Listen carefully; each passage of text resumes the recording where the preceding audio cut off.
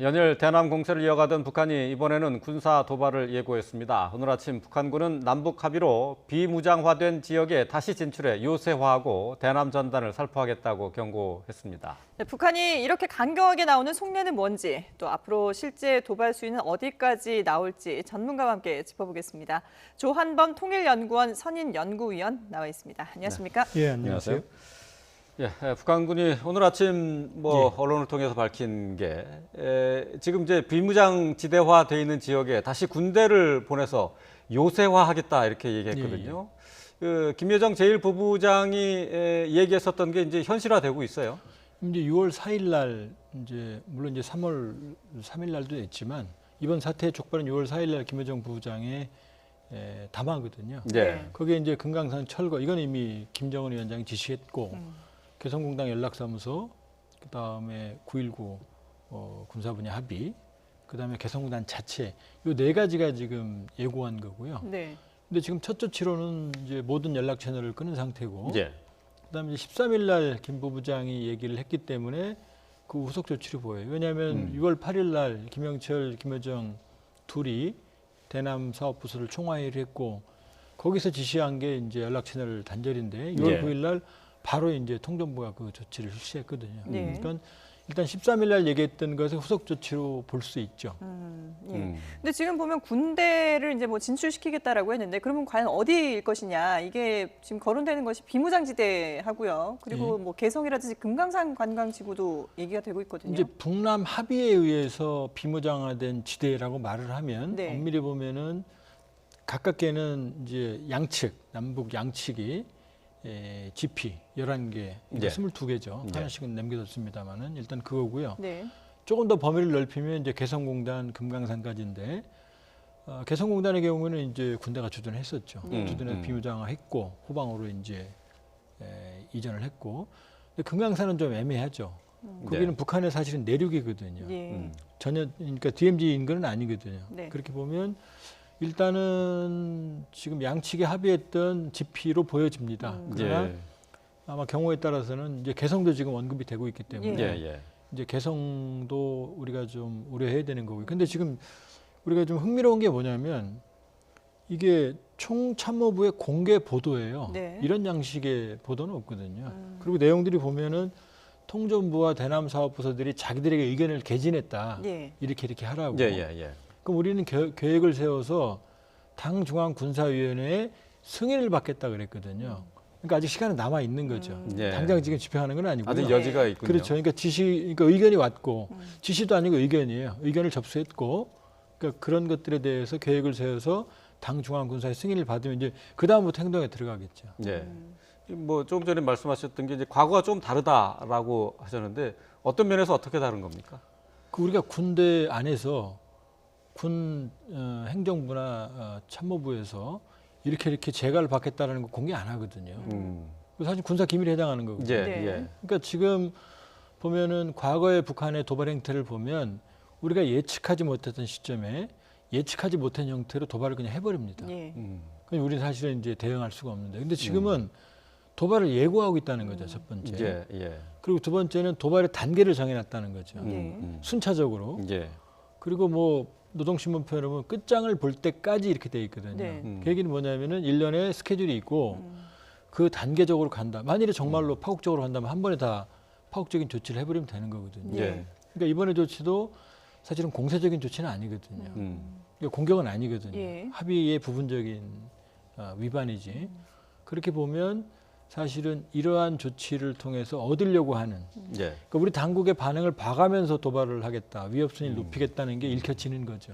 그 협상의 여지가 아직 남아있다라고 봐야죠. 남아있다고 봐야죠. 안 그러면 그냥 예를 들면 그냥 지금부터 모든 합의는 무효하다. 그다음에 모든 게 끝났다. 다시는 결별한다. 그리고 자기들이 행한 대로 하면 되는데 지금 굳이 계속 얘기를 하고 있거든요. 계속 반복적으로 이것은 첫 행동이다. 그리고 지금 보면은 초기적인 조치로 보여져요. 그러니까 연락 채널을 끄는 것, 연락이 안 되게 하는 것. 그다음에 이번 건도 군사 분야 합의 중에서는 가장 초기적인 조치거든요. 그렇게 보면은 단계를 정해놓은 것 같다 이렇게 봐야 되는 거죠. 지금 이제 총참모부에서 얘기했었던 이제 요새화와 관련해서 전문가들이 이제 그러면 지역이 어디냐? 했을 때 이제 GP를 말씀하셨는데 개성도 이제 가능성으로 거론이 되고 있어요. 근데 개성 같은 경우에는 이제 파주까지 연결을 해서 남침이 이제 주요 통로로 이렇게 알려져 있는데 개성에 군부대가 주둔한다는 것은 어떤 의미고 어떤 파장을 갖고 옵니까? 일단 이제 개성은 전략적으로 아주 중요한 지역입니다. 그러니까 이제 김정일 위원장도 뭐 일설입니다만은 폭탄주를 먹으면서 자기들이 군부를 설득했다, 자기가 이런 얘기까지 나올 정도로 중요한 지역이거든요. 네. 그렇기 때문에 개성을 요새화한다는 얘기는 과거로 돌아간다는 얘기죠. 그러니까 6.15 이전으로 돌아간다는 얘기입니다. 예. 그렇게 되면 어떤 일이 벌어지냐면 김정은 위원장이 작년 2019년 신년사에서 개성공단과 금강산 관광사업을 정상화하겠다, 조건 없이 재개하겠다 말했거든요. 그러니까 네. 사실은 내심 원하는 건 개성공단 사업과 금강산 사업 재개예요. 음. 근데 개성을 손을 대버리면 이제 불가능해지는 거죠. 그 다음에 금강산까지 손을 대버리면 김정은 위원장의 역점 사업이 관광 사업이거든요. 예. 금강산에 붙어 있는 게 원산 갈마거든요. 네. 그럼 금강산 사업, 금강산 관광을 군사기지하고 요사해 버리면 원산 갈마는 관광 사업으로서 가치가 떨어지거든요. 그러니까 자기들이 가지고 있는 카드가 다 날아가는 거거든요. 네. 그러니까 물론 가능성은 있지만 그러나 일단 지금 단계로 봤을 때 음. 순차적으로 지금 위협 수위를 높여가고 있기 때문에 곧바로 개성을 요새화하기는 쉽지는 않아 보인다. 왜냐하면 연락사무소도 아직 손을 안 대고 있거든요. 네. 그렇기 때문에 가장 가깝게는 지금 비무장화 약속했던 GP를 복원하는, 물론 이제 경우에 따라서는 개성까지도 가능성이 있지만 순차적으로 지금 하는 행동으로 봐서는 개성은 좀 나중일 가능성도 있죠. 아, 예. 그래요. 자, 근데 지금 이렇게 남북 관계가 좀 냉각된 계기로 북한에서는 이유를 들고 있는 것이 이게 전단이잖아요. 대북 전단인데, 근데 지금 북한이 밝힌 내용을 보면 자신들도 대남 전단을 살포하겠다라고 얘기를 했거든요. 이거는 어떤 의미로 봐야 되나요? 그러니까 과거에 우리가 이제 북한의 도발에 대해서 그 심리를 제기한 적이 있거든요. 확성기 방송. 예. 네. 그러니까 그런 패턴을 반복하는 거죠. 그러니까 지금 뭐 아주 가장 고강도의 도발을 할 것처럼 보이지만 지금 대응은 맞대응 수준인 거죠. 그러니까 아직은 초기 단계에 머물고 있다 이렇게 봐야 되는 거죠. 그러니까 이것도 역시 우리가 어떻게 나오느냐를 보고 계속해서 이제 행동하겠다는 그렇게 그런 보는 거죠. 걸로 예, 보는 그렇게 보는 얘기군요. 거죠. 왜냐하면 지금 6월 4일 날 김여정 부부장의 담화가 있었고 예. 그다음에 연락사무소 공동 이제 그 연락 채널을 끄는 게 6월 네네. 9일이거든요. 그 사이에 이제 우리 당국의 일보정의 반응이 있었고, 그다음에 오늘 아침 노동신문에서도 남북 공동 연락사무소를 폐기하겠다고 또 노동신문이 보도를 했거든요. 예. 예. 근데 아직 6월 4일 날 얘기했지만 오늘이 16일이면은 거의 2주가 지나가는데 연락사무소는 아직 손을 안 대고 있거든요. 물론 이제 반복적으로 얘기를 했기 때문에 연락사무소는 사실은 좀 위험합니다, 지금. 그러나 그렇게 보면 그 전 단계의 조치들을 취하고 있다라고 봐야죠. 그러니까 계속 우리 반응을 보고 있다. 그렇게 봐야죠. 지금 우리 반응을 이제 살펴보고 있다고는 했지만은 김여정 부부장 같은 경우에는 지금 이제 남북 공동 연락사무소 같은 경우에도 형체도 없이 파괴해 버리겠다라고 했거든요. 이게 물리적으로 파괴를 하겠다는 것인지 아니면은 그냥 비유적으로 한 얘기인지 그것부터 좀 불분명해요. 일단은 물리적으로 하겠다는 협박을 한 것 같아요. 그래요? 왜냐하면 어제 노동신문에 보면 물론 이제 청년 돌격대들 대화를 이제 인용한 부분인데 예. 우리가 가서 부실까 이런 대목들이 나오거든요. 그렇게 보면 물리적인 훼손까지도 가능하죠. 근데 그것도 일단 기능 정지를 선언할 수가 있고 물리적으로 건물 자체를 아예 없애는 건 쉬운 일은 아니죠. 글쎄요. 한국 정부 재산이고. 예. 예. 그러니까 아마 훼손 정도도 그러니까 물리적으로 손을 대는 것도 정도가 많죠. 네. 건물 자체를 없애는 것부터 시작해서 사무소는 다 쓰는 건 아니거든요, 지금. 네. 그러면 자기들이 쓰는 사무소를 훼손한다든지 아니면 연락선 남측과 북측 훼손한다든지 여러 가지 가능성이 있거든요. 네. 그러나 일단은 그말 자체를 보면 물리적으로 훼손하겠다는 내용이 더 강해 보입니다. 그래요. 예. 근데 지금 우리의 반응을 보고 뭐 대응 수위를 더 높여갈 수 있다라고 말씀하셨는데 그러면 북한에서 원하는 우리의 반응이라는 게 어떤 걸까요? 지금 그동안 북한의 지금 빌미는 이제 대북 전단이지만 예. 하노이 정상회담 이후로 대남 비난이 재개가 됐거든요. 2019년 4월 김원장 그때 뭐 오지랖이라는 표현 나간 예. 시정연설 이후에 그럼 내용을 보면 딱 두 가지입니다. 남북 관계는 끝났다가 아니고 예. 합의된 약속을 이행해라. 그 다음에 외세의 눈치를 보지 말고 우리 민족끼리 정신으로 돌아오라. 이 두 가지거든요. 네. 그렇게 보면 합의된 약속은 이제 판문점 선언과 9.19 공동성명이죠. 그럼 거기에 들어있는 건 개성 금강산의 우선 정상화, 철도 도로, 네. 그다음에 남북 산림협력부터 시작한 협력들 이런 것들이거든요. 네. 이런 것을 이행하라는 내용이 그동안 주였고요. 그다음에 또 하나는 지금 김정은 위원장이 6월 8일 날 정치국 회의를 열어서 4가지 안건을 심의했는데 네.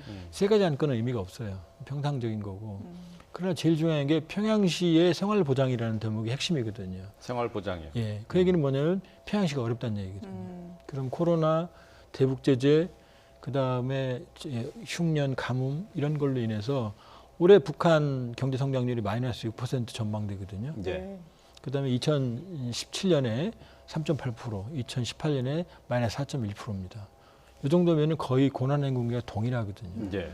그다음에 지금 올 봄에 여러 가지 작황이나 비료가 제때 공급이 안 되는 걸 고려한다고 그러면 가을에는 굉장히 절박한 상황으로 갈 수도 있거든요. 그러니까 네. 사실은 대규모의 식량 지원이나 인도적 지원도 내심 기대하고 있다고 봐야 되는 거죠. 예. 지금 그러니까 일반적으로 이제 겉으로 드러나는 것은 대북 전단 이제 문제로 시작이 됐지만은 그 이면에는 뭐 개성공단과 금강산 관광뿐만 아니라 경제적 어려움까지 다 겹쳐 있는 것이 되겠네요. 겹쳐 있죠. 그러니까 조금 비유를 들자면 애가 장난감을 사고 싶은 마음이 있는데 이제 그걸 비밀로 반찬 투정을 하고 있는 거죠. 네, 예. 그렇게 보면 사실은 목적은 장난감 사는 거거든요. 네. 왜냐하면 대북 전단은 과거에도 많이 갔고요.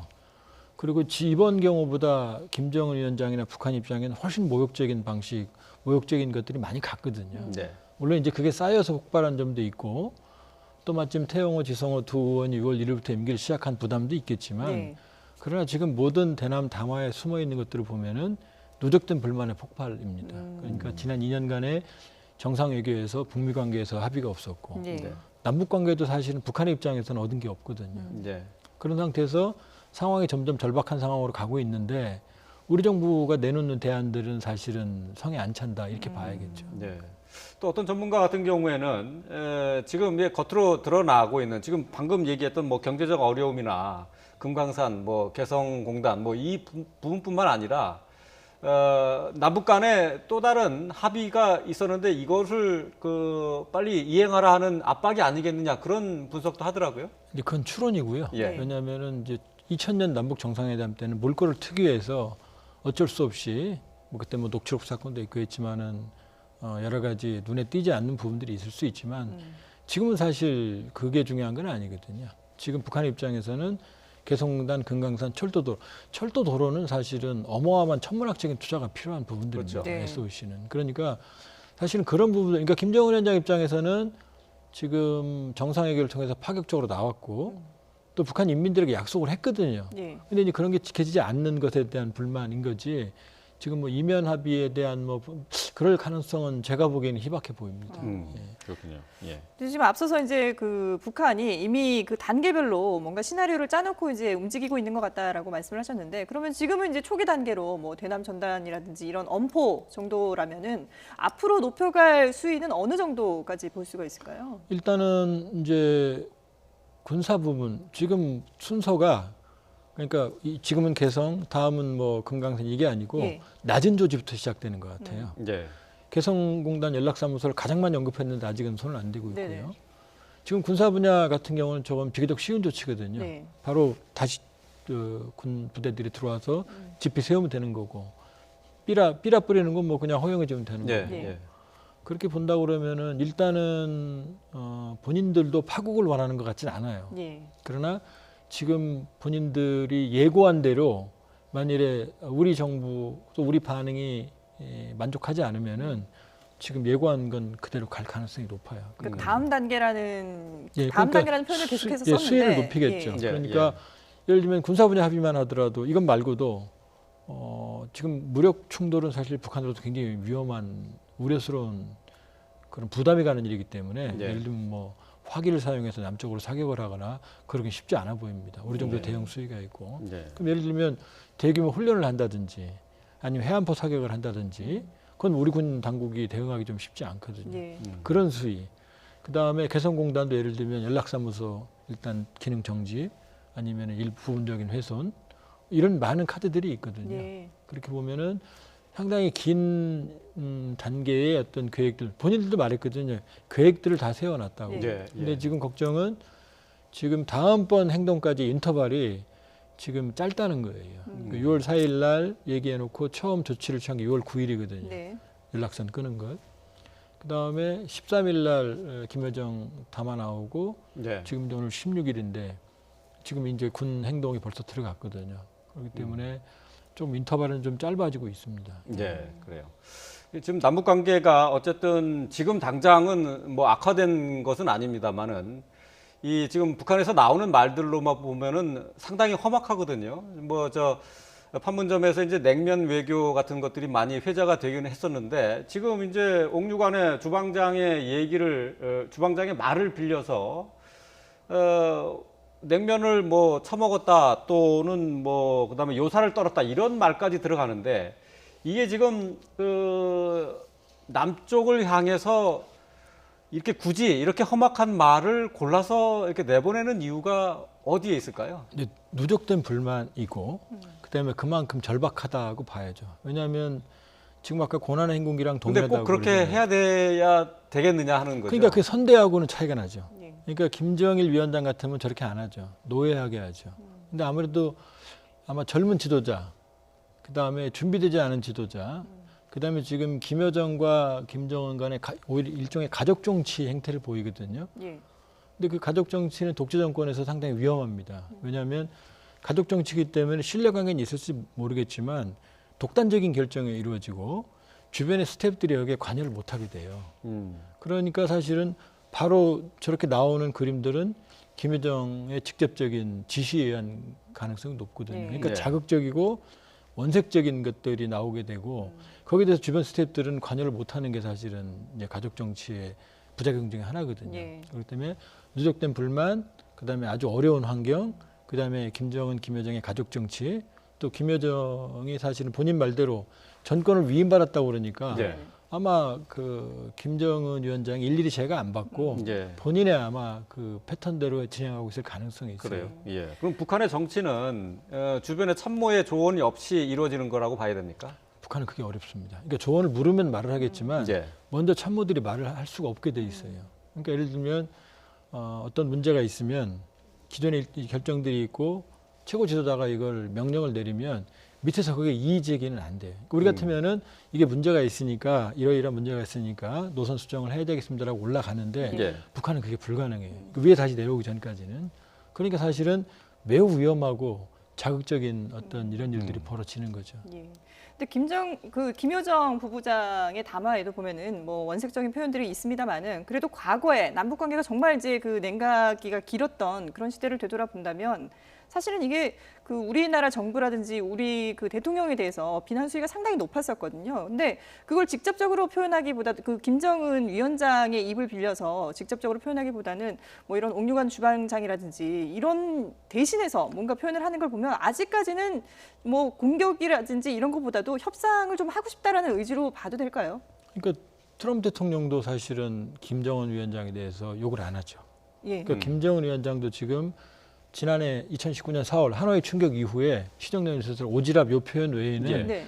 직접적인 공격이 없습니다. 그렇죠. 그다음에 심지어 3월 4일에는 3월 3일 날은 김여정 부부장이 청와대에 전응한 사고라는 최초의 담화를 네. 냈는데 4일 날 아주 따뜻한 코로나 위로 친서를 보내왔거든요. 그러니까 아직 정상 외교의 가능성은 남아 있다라고 볼 수 있고요. 또 네. 하나는 지금 북한이 저렇게 독서를 내뿜고 있지만 정말 어려운 건 북한이거든요. 정말로 남북 관계가 파국으로 간다고 그러면은 북한으로서도 대안이 없어요. 왜냐? 중국은 지금 중국 자체가 코로나로 어려운 상황이고 예. 북한에 대한 여력이 없어요, 지금. 네. 그다음에 미국은 대선 때문에 트럼프 대통령이 관심이 북한에 대해서 멀어지고 있고 그다음에 지금 태평양에 항공모함이 3대나 와 있어요. 이례적으로. 네. 이건 뭐 중국을 압박하는 것처럼 보이지만 사실 북한도 부담이죠. 지금 정찰기가 매일 오고 있거든요. 예. 여기는 북한의 행위를 압박하고 있는 거거든요. 그렇기 때문에 북한도 사실 선택지가 많지는 않다. 말은 저렇게 하고 있지만. 네. 그리고 정말로 뭐 제가 비유를 많이 합니다만 짖는 개는 본인이 두렵기 때문에 짖는 거거든요. 예. 예. 실제로 물거나 그럴 생각이 별로 없거든요. 자기가 본인이 어려움을 지금 얘기하고 있는 거거든요. 그러나 이제 경우에 따라서는 무는 상황이 벌어질 수도 있지만 네. 지금 상황은 자신들이 원하고 있는 걸 받기 위한 일종의 어떤 그 설전을 벌이는 측면이 강합니다. 이제 그게 안 되면 예. 단계대로 높아가겠죠. 예, 그렇군요. 저희가 이제 이 토론을 바로 시작하기 전에 이제 리포트를 좀 보긴 했습니다만은 전문가들의 분석도 좀 있고요. 그러니까 스웨덴의 한 싱크탱크에서 예, 분석한 것이 예. 지금 그 남북 관계가 지금 갑자기 이렇게 경색되는 이 길로 가고 있는 것이 한국과 미국 간의 이 동맹 관계를 시험하기 위한 거다라는 그런 분석이 있는데 어떻게 보세요? 저는 거기 동의하지 않습니다. 왜냐하면 거기까지 지금 신경 쓸 겨를이 없어요, 북한이. 그러니까 내부적으로 김정은 위원장이 올해가 집권 10년 차고요. 예. 당 창건 75주년입니다. 김정은 위원장이 2012년에 호기롭게 다시는 인민들에게 허리띠를 졸라매지 않겠다고 약속을 했거든요. 예. 공개 약속입니다. 근데 지난해 12월 말 전원회의 12월 28일부터 31일까지 뭐라고 말했냐면 다시 허리띠를 졸라매더라도 자력갱생과 절약을 강조했거든요. 예. 실패한 거죠, 지금. 그러니까 김정은 위원장으로서는 핵을 개발하고 경제핵 무력 노선은 사실은 선핵 개발 후 협상이거든요. 예. 그걸 2017년 마감하고 2018년 이제 집권 2기로 들어와서 경제 건설로 돌아섰거든요. 기확보된 핵 능력으로 협상을 하기 위해서. 근데 이게 모두 실패한 거죠, 현재까지. 근데 그 불만을 우리한테 약한 고리는 우리한테 지금 전가하고 있는 거지.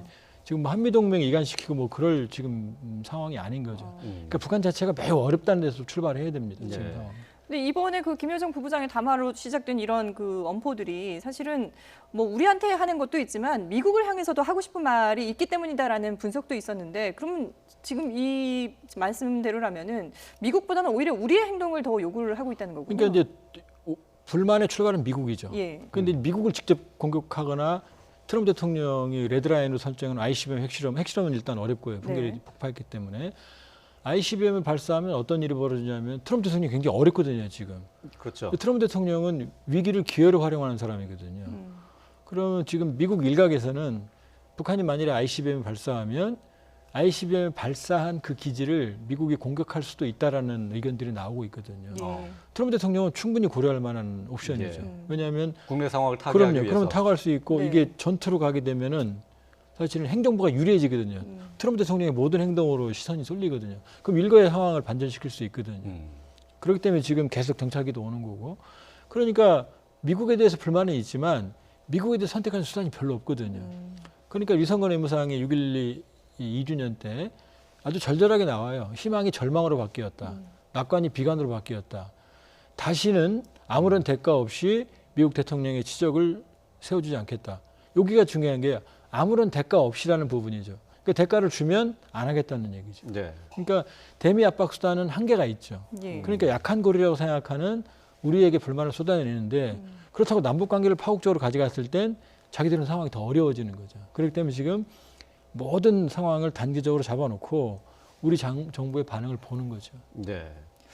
북한은 아무래도 이제 미국과의 협상을 좀 원할 것 같은데요. 이제 트럼프 대통령이 얼마 전에 이제 미국의 육사라고 할 수 있는 웨스트포인트 졸업식에서 한 얘기가 미국의 이제 경찰국의 역할은 이제 끝났다라고 얘기를 했고 또 남의 나라의 그 갈등과 분쟁에 끼어들지 않겠다라고 했거든요. 앞으로 이제 북한과 미국 간의 협상을 기대하기는 힘든 겁니까? 지금 쉽지 않은 상황이죠. 왜냐하면 북한의 입장에서는 트럼프 대통령 협상을 했는데 성공적이지 않았고요. 또 재선을 한 다음에 트럼프 대통령이 어떻게 바뀔지는 아무도 모르거든요. 트럼프 대통령의 성격상. 네. 그럼 바이든이 된다고 하더라도 민주당, 바이든은 다시 협상을 시작하기 때문에 시간이 더 길어져요. 네. 북한 내부 상황은 절박한 상황이기 때문에. 그렇기 때문에 지금 미국에 뭘 기대하기보다는 지금 당장 급한 불을 꺼야 되는 상황에서 우리를 붙잡고 있다 이렇게 봐야 되는 거죠. 그러니까 미국 대선이 끝나건 말건 간에 북한에게 유리한 환경이 조성된다는 낙관적인 희망을 가지기 어려운 상황인 거죠. 어느 경우에도. 예. 그러니까 우리 약한 고리로 판단된 우리에게 고강도의 압박을 지금 시도하고 있다 이렇게 봐야죠. 그럼 미국 지금 대선이 11월이기 때문에 그 전인 10월 달에 도발을 할 가능성도 있다라는 그 전망들도 나오고 있는데 현실적으로 봤을 때는 북한이 그렇게 얻는 게 없다고 봐야겠군요. 도발해서 얻을 수가 없죠. 도발하게 되면 대북제재는 더 심해질 거고 네. 군사적인 압박까지 심해질 거고 네. 그다음에 한국 정부의 운신폭은 더 줄어들 거고 네. 가을이면 대규모의 식량 위기가 발생할 거고 예. 그다음 가을이면은 이제 코로나 포스트 코로나의 어떤 영향이 나타날 텐데 예. 네. 그럼 지금 미국은 바이든이든 트럼프든 중국은 그냥 주저앉히겠다는 미중 전략행위 더 심화될 거거든요. 예. 그런 상황에서 중국의 입지도 줄어들 텐데 예. 그런 도발로 북한이 얻을 수 있는 게 없는 거죠. 근데 문정인 특보 같은 경우는 지금 북한이 실존적인 위협을 느껴서 군사 도발도 할 수 있다 그렇게 얘기를 했거든요. 할 수는 있죠. 그러나 한번 우리가 상상을 해보면 도발해서 얻을 수 있는 게 없죠. 실질적으로 우리가 좀 착각을 하는 게 북한은 매일 도발만 하고 그 전방에 있는 군단에서 도발 연습만 하는 것 같지만 사실은 우리보다 군사적인 충돌을 북한군들이 더 우려합니다. 연평도 포격 때도 북한군이 더 큰 데미지를 입었고요. 지금 총기 사용이나 탄약 관리도 우리도 훨씬 더 엄격합니다. 전방 군단이. 그래요. 충돌을 더 우려하는 게 북한군이거든요. 예. 그렇게 보면 우리 군과 만일에 어떤 무력 도발, 실질적인 충돌까지 일어난다고 그러면은 북한도 감당할 수 없는 피해를 감수해야 되는 거고요. 그렇게 해서 얻을 수 있는 건 남북 관계는 파탄으로 갈 거고, 결과적으로는 한 번 더 위기는 더 커질 거고, 예. 내부적으로 정면 돌파할 수 있는 자원이 없거든요, 지금. 그렇게 보면 도발을 예고할 때가 협상 카드가 되는 거지, 실제로 도발을 해버리면 아무것도 지금 얻을 수 있는 게 없죠. 그러니까 협상 카드로 도발 가능성을 남겨둔다 그런 얘기가 되겠네요. 이 자리에서 저도 가끔 YTN에서 그런 비유를 듭니다만, 정말로 기분 나쁘면 아이가 가출해버리지, 가출한다고 부모한테 얘기 안 하거든요. 그 얘기는 나 가출할 거니까 지금 내 불만을 해결해 달라라고 얘기하는 거지, 정말로 파국적인 결과를 얻는다고 그러면은 그냥 상황을 악화시켜 버리죠. 자, 일단 뭐 우리의 입장에서는 문재인 대통령이 어제 그 이제 6.15 공동선언 그 메시지에서 북한에 다시 한번 이제 손을 내밀었거든요. 남과 북이 할 수 있는 것은 해야 된다라는 얘기를 했는데, 그러면 이제 실질적으로 현실적으로 봤을 때 북한이 원하는 것과 우리가 해줄 수 있는 것을 본다면 어떤 것들이 있을까요? 일단은 좀 창의적인 생각을 해야 됩니다. 일단은 대규모의 인도적 지원, 그러니까 뭐 쌀 5만 톤 이런 게 아니고요. 예. 수십만 톤에서 100만 톤까지 북한의 식량 문제를 근본적으로 해결해 줄 수 있는 정도. 네. 그다음에 철도 도로 문제도 지금 어려운 것처럼 보이지만 실제로 대북제재 국면에서도 우리가 들어가서 조사하고 설계하는 데 시간 많이 걸리거든요. 네. 그 작업은 할 수 있거든요. 그러니까 지금 실제적으로 착수는 못 하더라도 준비를 할 수 있거든요. 그러니까 밥을 당장 못 먹으면 쌀 씻는 소리라도 낼 수 있는 거거든요. 그러니까 김정은 위원장 입장에서는 합의된 성과들이 전혀, 그러니까 김정은 위원장 입장입니다. 네. 지금 이행이 안 되는 것에 대한 불안, 불만, 그다음에 내부에 대한 어떤 그 자기 권위, 이런 것들이기 때문에 김정은 위원장도 알긴 알죠. 어렵다는 걸. 그러니까 관광 같은 경우도 여러 가지 우회적인 방안을 정부가 얘기를 했고, 그럼 일단 대규모 인도적 지원, 뭐 식량, 의료 포함해서, 그다음에 철도도로 같은 경우는 이미 강릉 제진 우리가 하기로 했거든요. 예. 북한에 들어가서 현지 조사하고 설계하는데도 제가 보기에는 한 1년 이상 걸릴 거거든요. 그 작업도 공개적으로 할 수 있거든요. 네. 그러니까 이런 식인 거죠. 그러니까 이 시점에서 가능할 수 있는 것들을 한다고 그러면은 사실은 미래에 대한 희망을 가질 수 있거든요. 예. 이 와중에 이제 협상 국면도 진행될 수 있는 거고. 그렇기 때문에 우리가 여러 어려운 국면에 있지만 충분히 창의적인 사고를 한다고 그러면은 실현 가능한 부분들도 충분히 있다고 볼 수 있고요. 결국 뭐 경제적인 지원 뭐 말씀을 하시는 건데, 근데 우리도 이제 경제가 지금 코로나19 이후로 좀 어려운 상황이거든요. 지금 이제 적자 재정이 이제 100조 가까이 되는 상황인데 과연 가능할 것이냐, 뭐 이 부분에서 좀 고민이 있을 것 같아요. 근데 물론 이제 우리 경제 규모로 보면은요, 사실은 북한에 대한 식량 지원, 뭐 쌀 재고, 뭐 어떤 그 실용적인 우리 고민 해결도 있고 충분히 가능합니다. 충분히 가능하고 지금 당장 전면적인 뭐 대규모의 경제 지원은 아닌 거기 때문에. 예. 그다음에 지금 남북이 합의한 바는 사실은 엄밀히 보면은 남북 경협이에요. 일방적인 그렇죠. 지원이 아니고. 네. 개성공단, 금강산 모두 수익 모델이지 일방적인 지원은 아니거든요. 그러니까 충분히 가능하다, 중장기적으로. 그리고 이 시점에서 할 수 있는 걸 해야 된다는 거고요. 지금은 일단 상황을 안정시키는 게 가장 중요합니다. 그러니까 집 나간에 일단 집으로 들여와야 되거든요. 예. 그때 다 훈계하고 뭐 혼내고 뭐 그건 어려운 거고, 일단 집으로 들여온 다음에 상황을 안정화시켜주고 나중에 뭐 문제를 시시비를 가려도 되는 거거든요. 예. 그러니까 지금은 상황을 안정시켜야 된다. 이게 중요합니다. 알겠습니다. 지금까지 조한범 통일연구원 선임연구위원과 함께 남북관계 짚어봤습니다. 잘 들었습니다.